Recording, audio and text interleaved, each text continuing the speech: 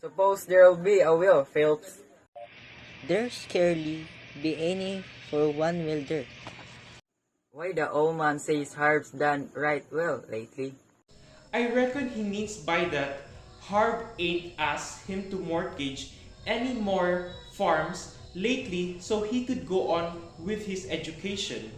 Seems like my mind don't reach back to a time when Harv's wasn't being educated. It's too bad the old man's sons didn't turn out better. Never did hang together, did they?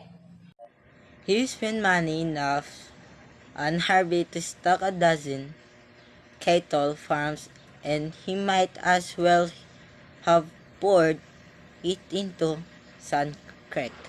If Harv had stayed home, helped nurse what little they had.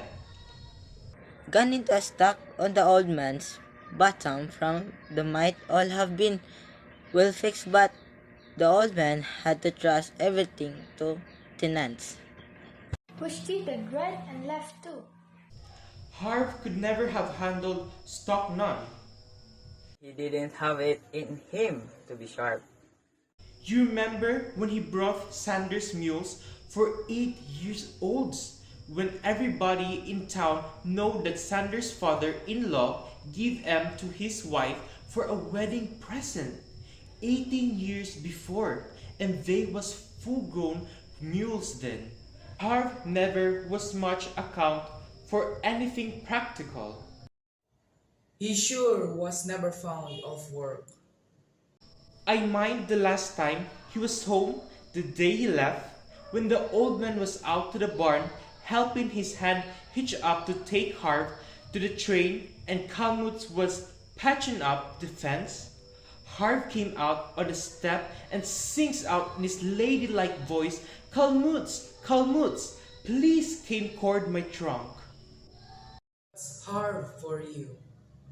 I can hear him hauling yet when he was a big fella, and a long past and his mother used to whale him with a rawhide in the barn for letting the cows get thundered in the cornfield when he was driving him from pasture.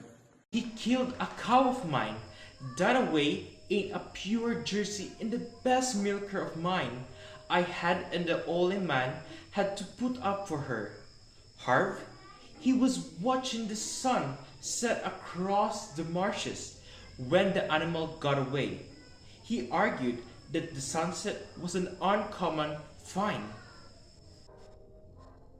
I'm sorry.